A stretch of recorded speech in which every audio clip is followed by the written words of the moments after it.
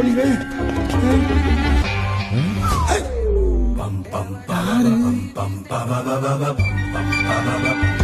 என்ன அவனும் போறான் ஒண்ணும் புரியலையே. இங்கிட்டு போவோம்.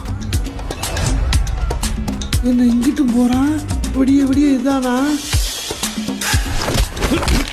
ஐயா ஐயா என்ன விட்டுருக்கியா?